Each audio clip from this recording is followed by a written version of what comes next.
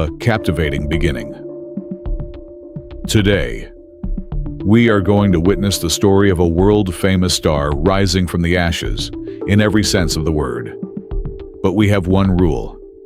I won't reveal who this person is until the very end of the video. Let's see at which minute you'll be able to guess this legendary name.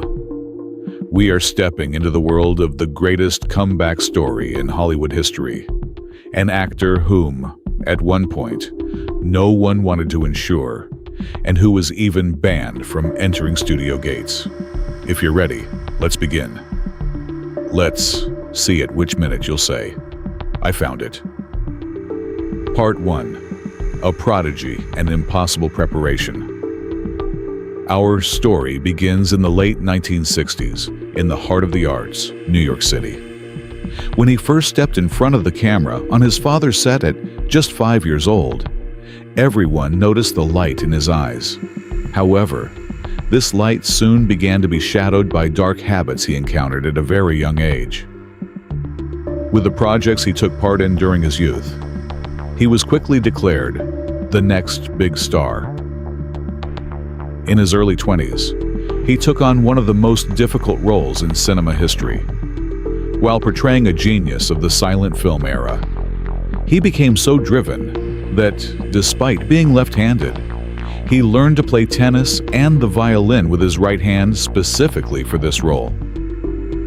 This incredible effort brought him his first Oscar nomination at age 27. Critics of the time called him a talent like no other.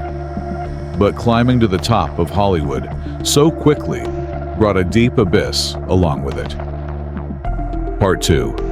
The Fall, Iron Bars and a Burger. The late 90s and early 2000s were a complete nightmare for him. He wasn't leaving the headlines, but this time, it wasn't for his success. It was for his mugshots. He was arrested multiple times, escaped from rehab centers, and was even sent to prison once for accidentally wandering into a neighbor's house and falling asleep in their bed. At that time, Hollywood had completely turned its back on him. Producers were saying, working with him is like working with a time bomb. Right at this point, one day, while his car's trunk was full of substances, he walked into a fast food restaurant. He ordered his favorite thing in the world, that famous burger. But when he took the first bite, he realized his addiction had even destroyed his sense of taste. That moment, the taste of that terrible burger became the turning point of his life. He went to his car, threw all his toxins into the ocean, and never looked back. But when he wanted to return, the doors of the industry were slammed in his face, until a friend put up his own salary as a guarantee for him. Part 3. Hollywood's Witness and the Armored Revolution. The belief in his talent had never died. Famous director Guy Ritchie once said of him, his intelligence is 5 steps ahead of everyone else on set. But the real big gamble was played in 2008. When the director of a newly formed studio suggested him for an armored hero, the board of directors shouted, "Absolutely not!" Director Jon Favreau stood his ground. No one else in the world can convey the inner turmoil, regret, and intelligence of this character like he can, he said. The result? The greatest film universe in cinema history rose on his shoulders.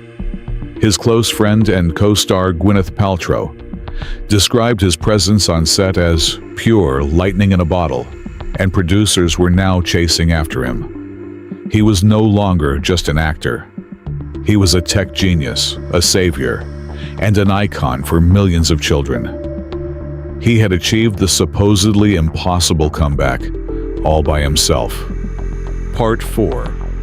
The Great Reckoning and Victory. In the later years of his career, he didn't settle for just action. In Christopher Nolan's massive production about the atomic bomb, he stunned the world with a performance where he was almost unrecognizable. Nolan said of him, It was fascinating to watch one of the greatest actors of his generation lose himself in the role. And finally, by closing the account he had left unfinished years ago, he raised the world's most prestigious statuette into the sky with his own hands. Final. The big reveal. Is there anyone left who still hasn't recognized this legend? A man who learned from his mistakes, walked out of a prison cell to become the highest paid star in the world, and fundamentally changed modern cinema. I present to you the man who said, "I am Iron Man," Robert Downey Jr. At which minute did you guess it? During the burger story or the Nolan detail? Let's meet in the comments. See you in the next mysterious life story.